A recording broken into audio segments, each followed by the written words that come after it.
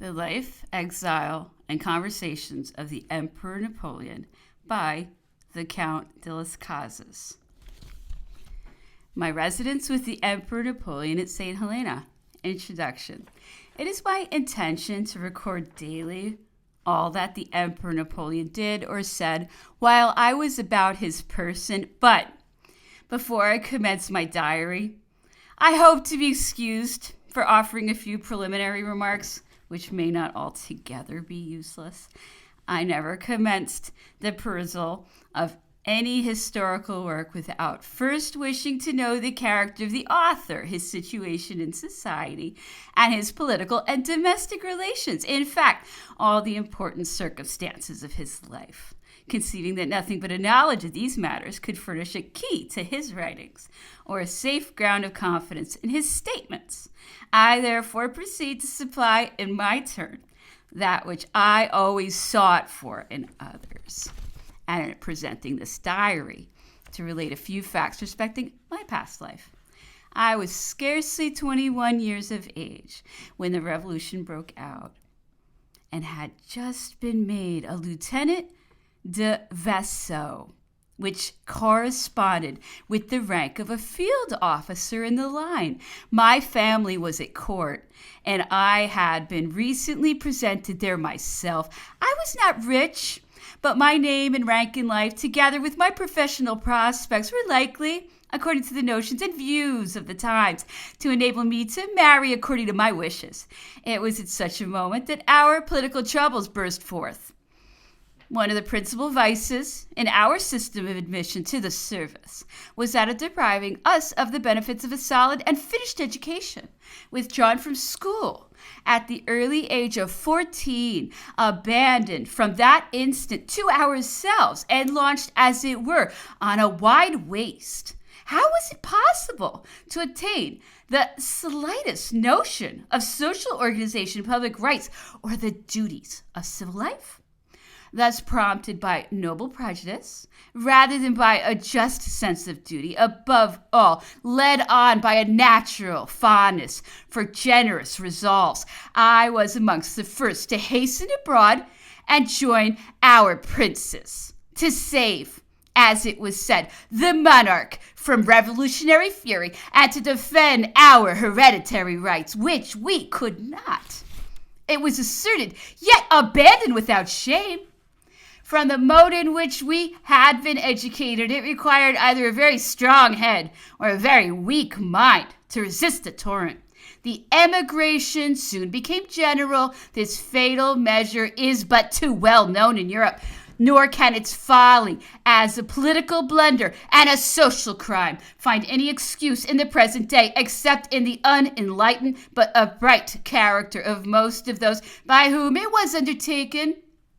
Defeated on our own frontiers, discharged and disbanded by foreigners, rejected and proscribed by the laws of our country, numbers of us reached England, whose ministers lost no time in landing us on their shores of Quiberon. Being so fortunate as not to disembark, I had after my return time to reflect on the horrible alternative of fighting against our country under foreign banners. And from this moment, my ideas, principles, and projects were either disconcerted or entirely changed. Despairing of events, abandoning the world and my natural sphere, I devoted myself to study, and under a borrowed name, went through a second course of education in attempting to assist that of others. After a lapse of some years, the Treaty of Amiens and the amnesty offered by the first consul reopened to us the gates of France. I had no longer any property there. The laws had disposed of my patrimony. But can anything make us forget our native soil or destroy the charm of breathing the air of our own country? I hurried back and was grateful for a pardon, rendered more acceptable since I could say with pride I received it without having any motives of self-reproach. When monarchy was proclaimed soon after, my situation and sentiments were of the most singular description. I found myself a soldier punished for a cause that had triumphed. Every day brought us back to our former ideas.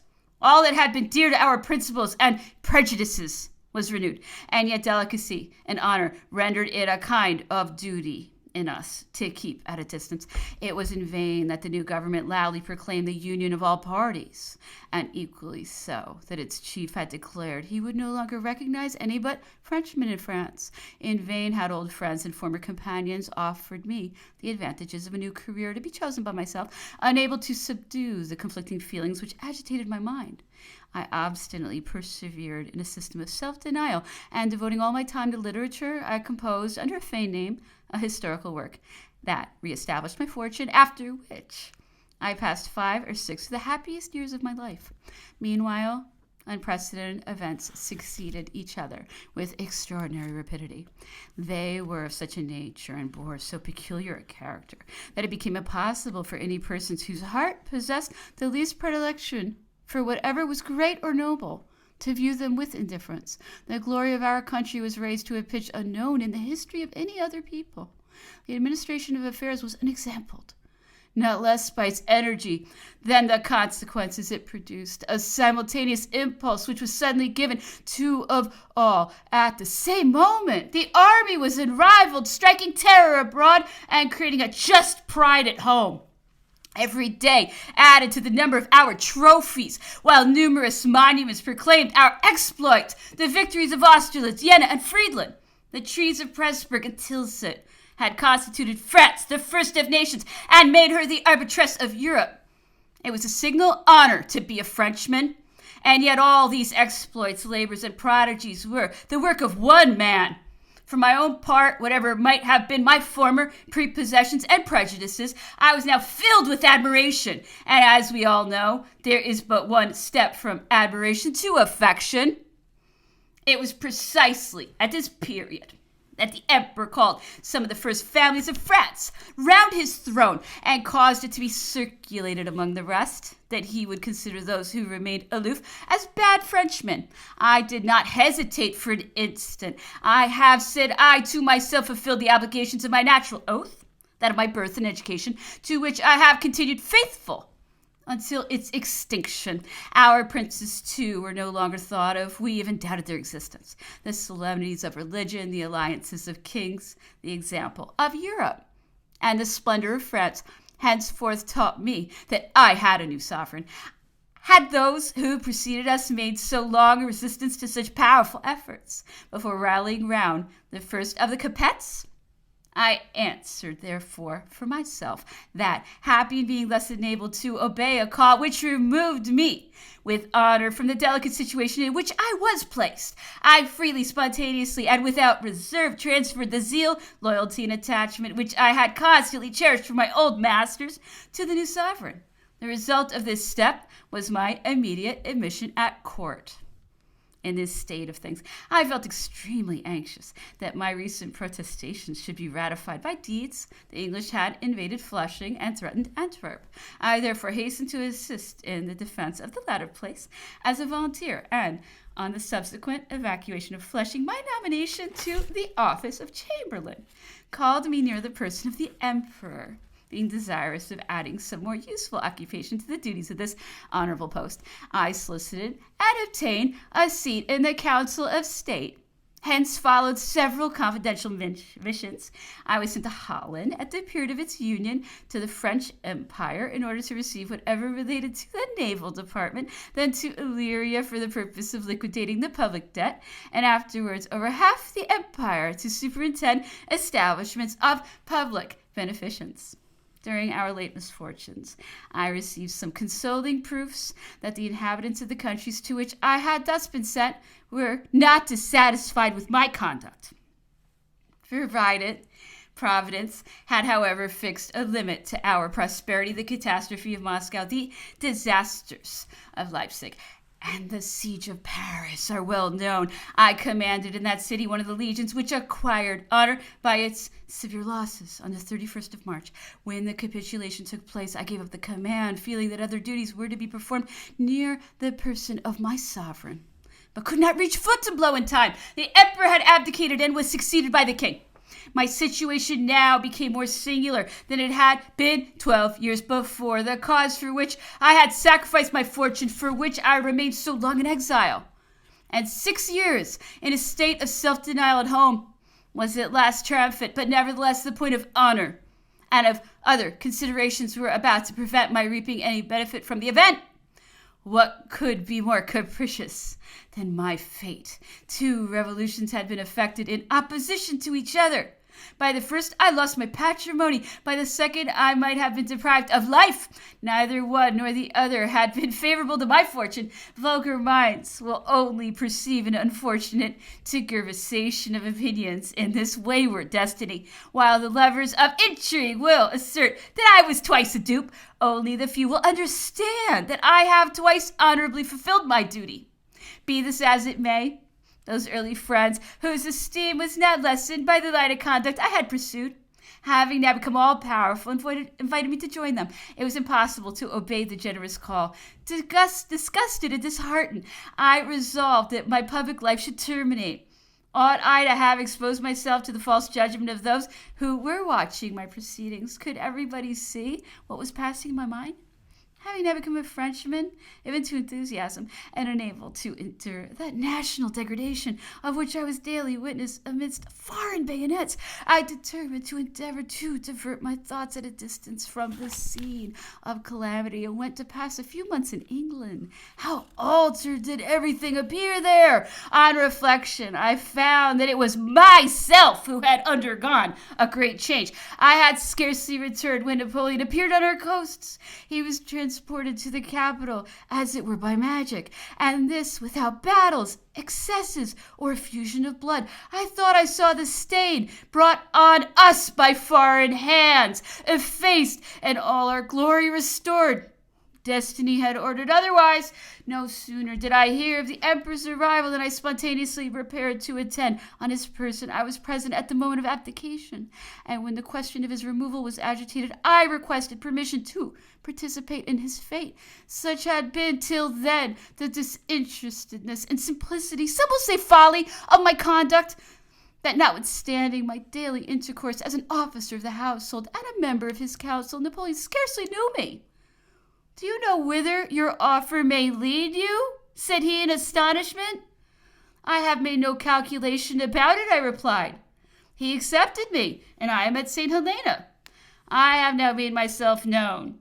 The reader has my credentials in his hands. A host of contemporaries are living. It will be seen whether a single individual amongst them stands up to invalidate them. I therefore begin my task." Tuesday, June 20th, 1815. Heard of the Emperor's return from the Élysée Palace. Placed myself in immediate attendance there. Found Monsieur Montalembert and Montholon there, brought by the same sentiment. Napoleon had just lost a great battle, so that the safety of the nation thenceforth depended on the wisdom and zeal of the Chamber of Representatives. The Emperor, still covered with dust from the field of Waterloo, was on the point of hurrying into the midst of them there to declare our dangers and resources, and to engage that his personal interests should never be a barrier to the happiness of France, after which he intended to quit Paris immediately. It is said that several persons dissuaded him from this step by leading him to apprehend an approaching ferment amongst the deputies. It is as yet impossible to comprehend every report that circulates with regard to this fatal battle. Some say there is manifest treason, others a fatality without example. 30,000 men under Grouchy lost their way and were too late, taking no part in the engagement. The victory, till that evening, it was said, suddenly seized with a panic towards 8 o'clock and became broken in an instant. It is another Crecy, it's another Azincourt. Everyone trembles and all thinks is lost. The 21st, the best intentioned and most influential members of the national representation have been tampered with all last evening and all night by certain persons who, if their word is to be taken, produce authentic documents and demi-official papers guaranteeing the safety of France on condition of a mere abdication of the emperor, as they pretend. The above opinion had become so strong this morning that it seemed irresistible. The President of the Assembly, the first men in this state, and the Emperor's particular friends come to supplicate that he will save France by abdicating. Though by no means convinced, yet the emperor answers with magnanimity. He abdicates. This circumstance causes the greatest bustle around the Elysee. The multitude rushes towards the gate and testifies the deepest interest.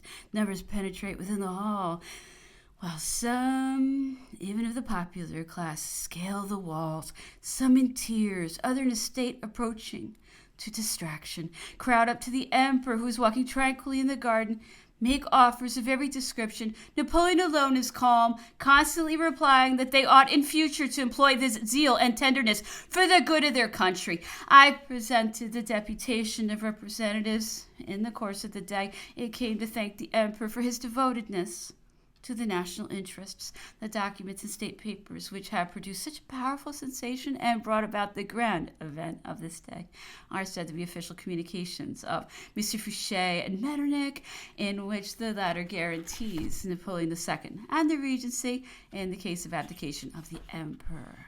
These communications must have been long carried on, unknown to Napoleon. Monsieur Fouché must have a furious partiality for clandestine operations. It is well known that his first disgrace, which took place several years ago, arose from his having opened some negotiations with England of his own accord, without the emperor's knowledge. He has, in fact, always shewn the greatest obliquity in affairs of moment. God grant that his present mysterious acts do not prove fatal to our country. Deputation of the Chamber of Peers, Caulaincourt, Fouché, the 22nd, went home to pass a few hours at my own house. In the course of this day, the deputation of the Peers was presented. A portion of the provisional government was named in the evening. Caulaincourt and Fouché, who were of the number, happened to be with us in the antechamber. We complimented the first on his nomination, which was indeed only congratulating ourselves on the public good. His reply was full of alarm. "We applaud the choice hitherto known," said we. "It is certain," observed Fouché with an air of levity, "that I am not suspected." "If you had been," rudely rejoined the deputy Boulet de la Meurthe, who was also present, "be assured we should not have named you." The provisional government presented to the emperor, the 23rd through the 24th, the acclamations and interest without continued at the Elysee. I presented the members of the provisional government to the emperor, who, in dismissing them, directed the Duc de Craye to see them out. The emperor's brothers, Joseph, Lucien, and Jerome, were introduced frequently throughout the day and conversed with him for some time. As usual, there was a great multitude of people collected round the palace in the evening. Their numbers were constantly increasing. Their acclamations and the interest shewn for the emperor created considerable uneasiness among the different factions. The fermentation of the capital now became so great that Napoleon determined to depart on the following day. The emperor quits the Elysee, the 25th. I accompanied the emperor to Malmaison and again requested permission to follow his future fortunes. My proposal seemed to create astonishment, for I was still only known to him by my employments. But he accepted the offer. 26. My wife came to see me. She had divined my intentions. It became a somewhat delicate task to avow them, and still more difficult to convince her of their propriety. "My dear friend," said I, "in following the dutiful dictates of my heart, it is consoling to reflect that your interests are not thereby prejudiced. If Napoleon II is to govern us, I leave you strong claims to his protection. Should heaven order it differently, I shall have secured you a glorious asylum, a name honored with some esteem. At all events, we shall meet again, at least in a better world." After tears and even reproaches, which could not but be gratifying, she consented to my departure, exacting a promise, however, that I would allow her to join me without loss of time. From this moment, she manifested a courage and strength of mind that would have animated myself in case of necessity. Minister of Marine comes to Malmaison, the 27th. I went to Paris for a short time with the Minister of Marine, who came to Malmaison on business respecting the frigates destined for the emperor. He read me the instructions drawn out for the commanders, said His Majesty depended on my zeal and intended taking me with him, adding that he would take care of my family during my absence. Napoleon II is proclaimed by the legislature. sent for my son from his school, having determined that he should accompany me. We prepared a small parcel of clothes and linen, then proceeded to Malmaison, accompanied by my wife, who returned immediately. The road had now become rather unsafe owing to the approach of the enemy. The 28th. Being desirous of making some other arrangements before departure, the Duchess de Rovigo took me and my son to Paris in her carriage. I found Messieurs de Vertelac and de Cretry at my house. They were the last friends I embraced. They were terrified. The agitation and uncertainty hourly increased in the capital, for the enemy was at the gates. On reaching Malmaison, we saw the bridge of Chateau in flames. Guards were posted around the palace, and it became prudent to remain within the park walls. I went into the Emperor's room and described how Paris had appeared to me, stating the general opinion that Fouché openly betrayed the national cause, and that the hopes of all patriots were that His Majesty would this very night join the army who loudly called for him. The Emperor listened to me with an air of deep thought, but made no reply, and I withdrew soon after, the 29th through the 23rd. A cry of "Long live the Emperor!" was continually heard on the great road to Saint-Germain. It proceeded from the troops who passed under the walls of Malmaison. Towards noon, General Becker came from Paris, sent by the provisional government. He told us with feelings of indignation that he had received a commission to guard and watch Napoleon. A sentiment the most base had dictated this choice. Fouché knew that General Becker had a private pique against the Emperor, and therefore did not doubt of finding in the former a man disposed to vengeance, but he was grossly deceived in his expectation, for Becker constantly showed a degree of respect and attachment to the Emperor highly honorable to his own character. Meanwhile, time pressed. When on the point of setting out, the Emperor sent a message to the provisional government by General Becker, offering a place himself at the head of the army merely as a private citizen, adding that after having repulsed Blucher, he would continue his route. On the refusal of this officer, we left Malmaison, the Emperor and a part of his suite taking the road to Rochefort by Tours. I and my son, with Messieurs Montholon, Planat, and Résigny, proceeded towards Orléans, as also 2 or 3 other carriages. We reached this place early on the 30th and got to Châteauroux at midnight. July 1st and 2nd, we passed through Limoges, and on the 1st, at 4 in the afternoon, dined at Rochefoucauld on the 2nd, and reached Jarnac about 7. We slept here, owing to the obstinacy of the postmaster, which forced us to remain till the next day. The 3rd, we could not set out before 5 o'clock on account of the misconduct of the postmaster, who, not content with detaining us all night, had recourse to secret means for keeping us still longer. We were obliged to proceed at a slow pace to Cognac, where the postmaster and inhabitants received us very differently. It was easy to perceive that our journey occasioned a great deal of agitation amongst all parties. On reaching Saintes, towards 11 o'clock, we nearly fell victims to the fury of some miscreants collected by an officer of the Royal Guard, a native of that place.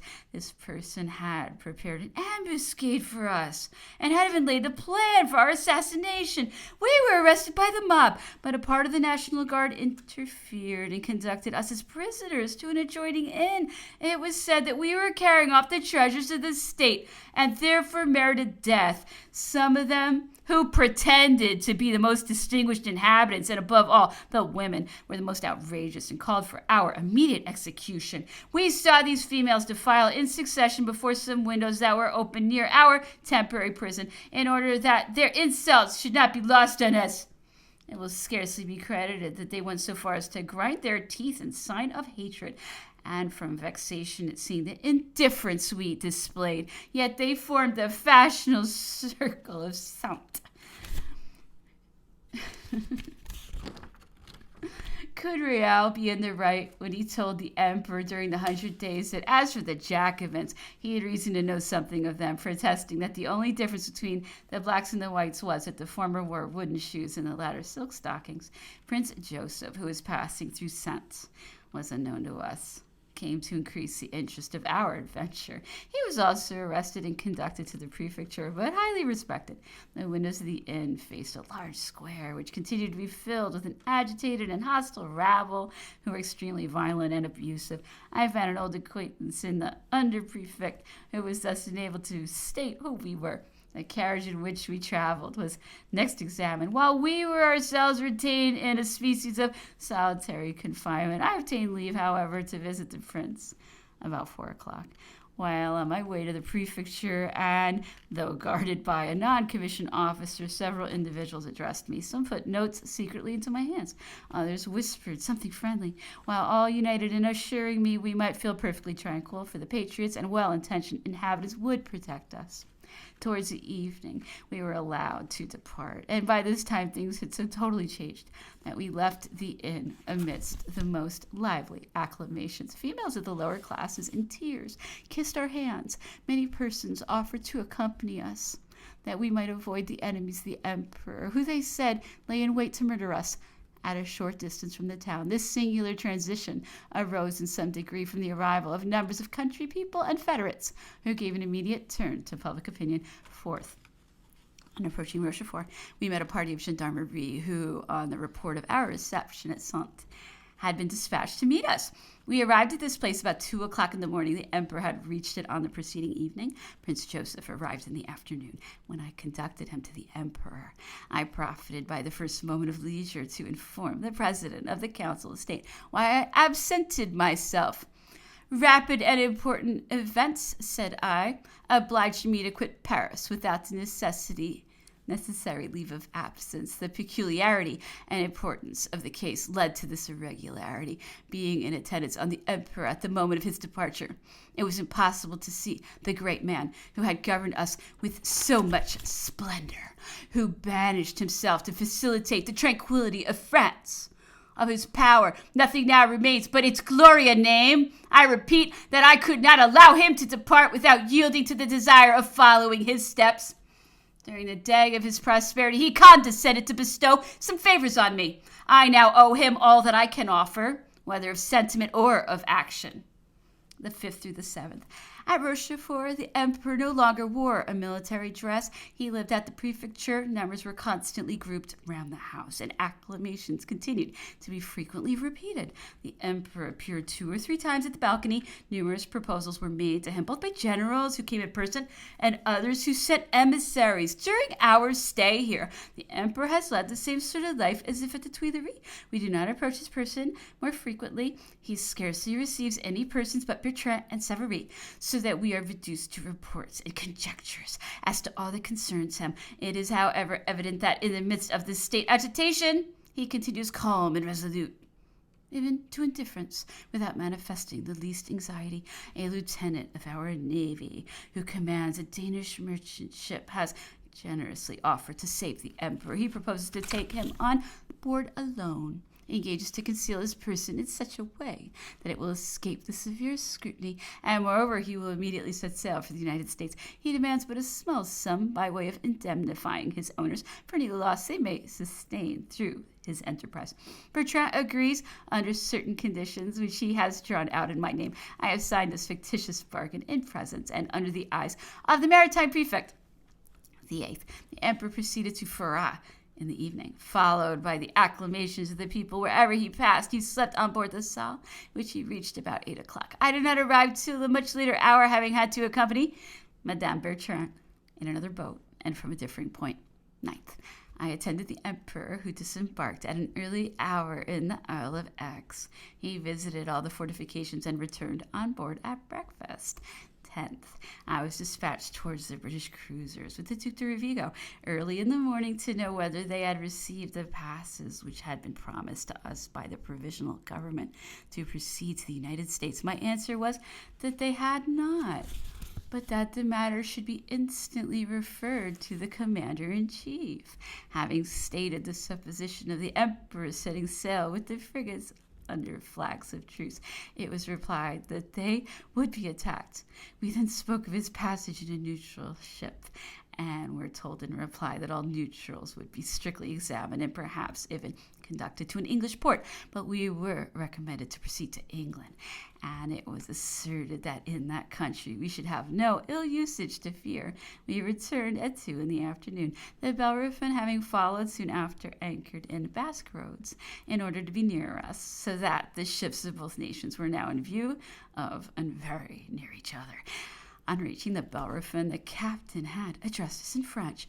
I was not eager to inform him that I knew something of his own language. Some expressions which passed between him and his officers might have injured the negotiation had I seemed to understand them.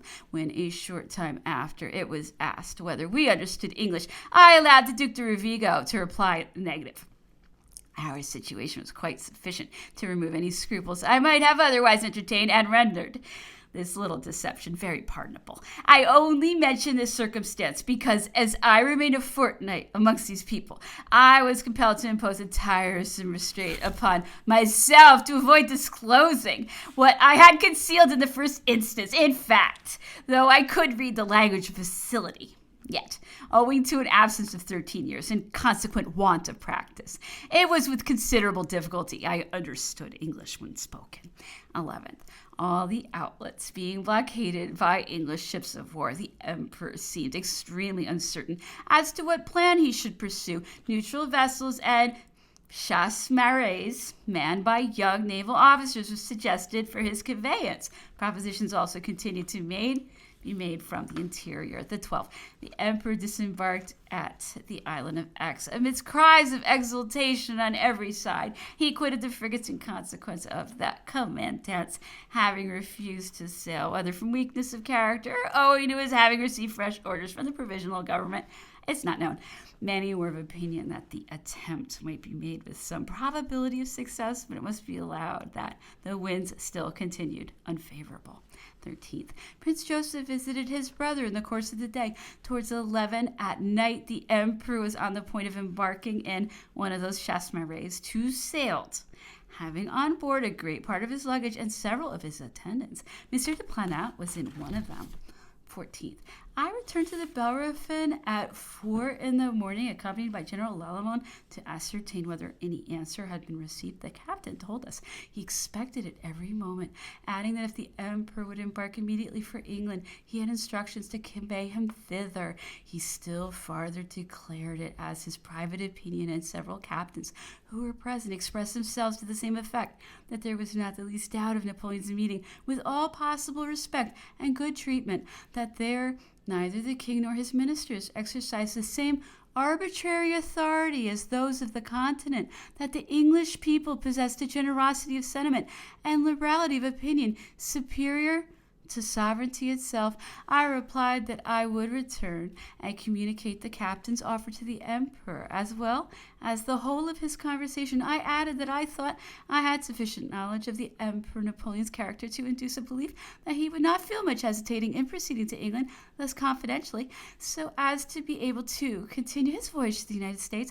I described all France south of the Loire as being in a blaze, and the hopes of the people as constantly turning to Napoleon as long as he was present, stated the propositions hourly made to him from various directions, his determination not to become either the cause or pretext of a civil war, the generosity shown by him in abdicating merely to render the conclusion of a peace more easy, and the firm resolution he had taken to banish himself in order to make it more prompt and complete. General Lalemant, who from having been condemned to death was interested on his own account in the determination that might be made, asked Captain Maitland, whom he formerly knew in Egypt, and whose prisoner, I think, he had been if persons implicated in the civil dissensions of his country like himself, and going thus voluntarily to England, had any reason to fear being ever delivered up to France. The captain replied that they had not, repelling the doubt as an insult previous to our separating. The conferences were summed up by my repeating that it was possible from the state of affairs and his own intentions the emperor would avail himself of Captain Maitland's offer so as to get safe conducts for America. The latter begged it to be understood that he would not guarantee the permission we demanded being granted, upon which we departed. To say the truth, I did not myself think it would be given, but the emperor, wishing to lead a life of tranquility in future, had resolved to be a stranger to political concerns. We therefore considered the probability of not being allowed to leave England without much uneasiness, but our fears and conjectures went no further. It is very likely that Captain Maitland was of the same opinion. At all events, I will do him, as well as the other officers, the justice to believe they were honest and sincere in the description they gave us of the sentiments of the people of England. We've reached the island at 11 o'clock. Meanwhile, the storm approached and time became precious. It was necessary to decide one way or another, the emperor having assembled us in a sort of council. All the chances of escape were discussed. That of the Danish vessel seemed impracticable, and the chasse marées were no longer thought of. The English cruisers were not to be forced, so that there seemed only two alternatives, either to renew the war or to accept the offers of Captain Maitland. The latter was chosen. On reaching the Bellerophon, we said, "We shall be at once on British ground. The English will then find themselves bound by the ties of hospitality, which are held sacred amongst the most barbarous nations. We shall also be under the civil rights and privileges of the country. The people of England will not be so insensible to their glory as not to seize so fortunate a circumstance with avidity." Upon this, Napoleon wrote the following letter to the Prince Regent. "Royal Highness, exposed to the factions which divide my country and to the hostility of the greatest powers of Europe, I have closed my political career. I come like Themistocles to seek the hospitality of the British nation. I place myself under the protection of their laws, which I claim from your Royal Highness as the most powerful, the most constant, and the most generous of my enemies, Napoleon." I set out 4 o'clock with my son and General Gourgaud to go on board the Bellerophon, whence I was not again to return. My mission was to announce that His Majesty would come on the following morning, and moreover to deliver the letter above quoted to Captain Maitland. General Gourgaud was commissioned to carry the Emperor's letter to the Prince Regent immediately, and to present it in person. Captain Maitland read Napoleon's letter, which he greatly admired. 2 other captains were permitted to take copies of it, and to be kept secret till the letter should be made public, after which no time was lost in dispatching Gourgaud in the Slaney, a sloop of war forming part of the squadron. Soon after, the Slaney had parted company with the Bellerophon, and while I was seated in the captain's cabin of the latter with my son, Captain Maitland, who had gone to issue some orders, suddenly entered, and with a countenance expressive of deep concern, exclaimed, "Countless causes, I am deceived when I treat with you. The consequence of detaching one of my ships is, as I have just heard, that Napoleon has escaped. Should this be the case, it will place me in a dreadful situation with my government." These words startled me. I would have given the world had they been true. The Emperor had made no engagement. I was perfectly sincere, and would therefore most willingly have become the victim of an event of which I was quite innocent. I asked Captain Maitland with the utmost coolness at what hour the Emperor was said to have set out. He had been so astonished that he had not given himself time to inquire, but went out again to ascertain this point, that on returning said, "At 12 o'clock. "If that be the case," I replied, "the Slaney's departure can do no harm, as you have only just sent her away. But do not be uneasy, for I left the Emperor in the island of Aix at 4 o'clock. "Do you assure me of that?" said he. On my repeating the assertion, he turned to some officers who were with him and observed in English that the intelligence must be false, as I was too calm and seemed to be sincere, and that I had, besides, pledged my word on the subject. The English cruisers had numerous sources of information on our coast. I was subsequently enabled to ascertain that they were minutely informed of all of our proceedings. Nothing was now thought of but preparing for the next day. Captain Maitland having asked whether I wished his boats to be sent for the Emperor, I replied that the separation was too painful for the French seamen not to let them have the satisfaction of attending him to the last moment. The 15th, at daylight, one of our brigs, the Epervier, was seen under way and coming towards the Bellerophon, having a flag of truce flying. Both wind and tide being contrary, Captain Maitland sent his barge to meet her. Seeing the boat return, the captain was extremely anxious to discover, with his spyglass, whether the emperor was on board. He frequently begged I would look myself, but I could not as yet reply with certainty. At length, the matter was placed beyond further doubt. As the emperor came alongside, surrounded by all his attendants, I stood at the gangway to present Captain Maitland, to whom he said, I come on board your ship to place myself under the protection of the laws of England. The captain then led him into his cabin, of which the emperor was immediately put in possession. All the officers of the Bellerophon were presented to him soon after the ceremony over. He came out to the cabin and visited every part of the ship during the morning. I relate the alarm felt by Captain Maitland the preceding evening, relating to his escape. The emperor did not see the matter in the light in which it had appeared to me. What had he to fear? He asked, in an emphatic and dignified manner.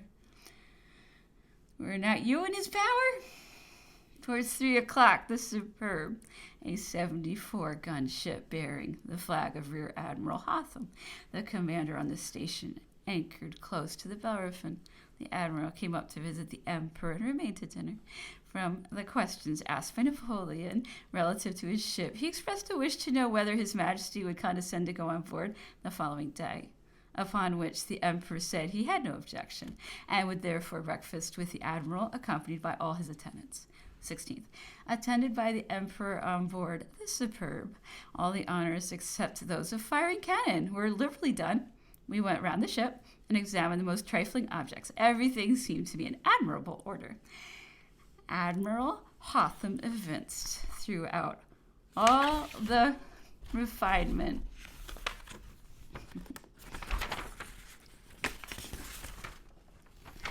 the grace of a man of rank and education. On our return to the Bellerophon, she got underway and made sail for England. This event took place 12 days after our departure from Paris. On our leaving the Bellerophon in the morning to visit the Superb, the emperor stopped short in front of the guard drawn up on the quarter to salute him. He made them perform several movements, giving the word of command, himself having desired them to charge bayonets, and perceiving this motion was not performed altogether in the French manner, he advanced into the midst of soldiers, and he put the weapons aside with his hands and seized a musket from one of the rear rank, with which he went through the exercises himself according to our method, a sudden movement and change of the countenance amongst the officers, and others who were present sufficiently expressed their astonishment at seeing the emperor thus carelessly place himself amidst the English bayonets, some of which came into contact with this person. This circumstance produced a most striking effect. On returning from the Superb, we were indirectly questioned on the subject and asked whether the emperor ever acted in the same way with his own soldiers, while the greatest surprise was expressed in his confidence. Not one amongst the officers had formed any idea of sovereigns who could thus explain and execute their own commands. It was therefore easy to perceive they had no just conception of the personage now before them, notwithstanding his having been so marked an object of attention and curiosity for above 20 years. 17th through the 18th. Though nearly a calm, we lost sight of land. 19th. The wind being very strong, though not favorable, we proceeded at the rate of 9 miles an hour. The 20th through the 22nd, we continued our course with winds that were by no means favorable. The emperor had not been long amongst his most inveterate enemies, those who had been continually fed with rumors no less absurd than irritating, before he acquired over them all the influence which belongs to glory. The captain, officers, and crew soon adopted the etiquette of his suite, shewing him exactly the same attention and respect. The captain addressed him either as sire or your majesty. When he appeared on deck, everyone took off his hat and remained uncovered while he was present. This was not the case at first. There was no entering his cabin except by passing the attendants. No person but those who were invited appeared at his table. Napoleon was, in fact, an emperor on board the Bellerophon. He often appeared on deck, conversing either with some of his suite or the officers of the ship. Of all those who had followed the emperor, I was perhaps the person of whom he knew the least. It has already been seen that, notwithstanding my employments near his person, I had enjoyed but little immediate intercourse with Napoleon. Since our leaving Paris, he had scarcely spoken to me, but I was now addressed very frequently. The occasion and circumstance were highly favorable to me. I was sufficiently acquainted with the English language to be able to give various explanations as to what was passing around us. I had been in the Navy and could afford the Emperor any information he required relative to the maneuvers of the ship and state of the weather. I had been 10 years in England and had formed definite notions of the laws, manners, and customs of the people, which enabled me to reply to the Emperor's questions with facility. My historical atlas, too, had stored my mind with a number of facts, dates, and coincidences upon which he always found me prepared to answer. A part of my time was occupied in drawing up the following summary of our situation at Rochefort and the ideas which had influenced the determination of the Emperor. Hence, I had precise and authentic data to judge from. The English squadron was not strong. There were 2 sloops of war off Bordeaux. They blockaded a French corvette and gave chase to American vessels, which sailed daily in great numbers. At the Isle of Aix, we had 2 frigates, well armed, the Vulcan corvette, one of the largest vessels of its class, and a large brig lay in the roads. The whole of this force was blockaded by an English 74 of the smallest class and an indifferent sloop or 2. There is not the least doubt that by risking the sacrifice of 1 or 2 of our ships, we should have passed. But the senior captain was deficient in resolution and refused to sail. The second in command was quite determined and would have made the attempt. The former had probably received secret instructions from Fouché, who already openly betrayed the Emperor and wanted to give him up. However that may be, there was nothing to be done by sea. The Emperor then landed at the Isle of Aix. Had the mission been confided to Admiral Verhuell, said Napoleon, as was promised on our departure from Paris, it is probable he would have sailed. The officers and crews of both frigates were full of attachment and enthusiasm. The garrison of Aix was composed of 1,500 seamen, forming a very fine regiment. The officers were so indignant at the frigate not sailing that they proposed to fit out 2 chasseurs of 15 tons each. The midshipmen wished to navigate them, but when on the point of putting this plan into execution, it was said there would be great difficulty in gaining the American coast without touching on some point Spain or Portugal. Under these circumstances, the Emperor composed a species of council, and from amongst the individuals of his suite, here it was represented that we could no longer calculate on the frigates or other armed vessels, that the chasseurs had held out no probable chance of success and could only lead to capture by the English cruisers in the open sea or to falling in the hands of the Allies. Only 2 alternatives remained, that of marching towards the interior once more to try the fate of arms, or that of seeking an asylum in England. To follow up the first, there were 1,500 seamen full of zeal and willing to act. The commandant of the island was an old officer of the army of Egypt, entirely devoted to Napoleon. The Emperor would have proceeded at the head of these to Rochefort, where the corps would have been increased by the garrison, which was also extremely well disposed. The garrison of La Rochelle, composed of 4 battalions of federated troops, had offered their services. With these, we might then have joined General Clausel, so firmly fixed at the head of the army of Bordeaux, or General Lamarck,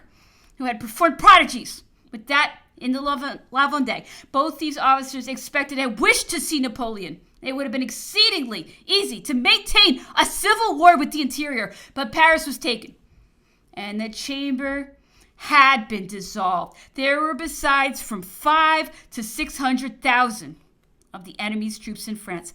A civil war would therefore have no other result than leading to the destruction of all these generous men who were attached to Napoleon.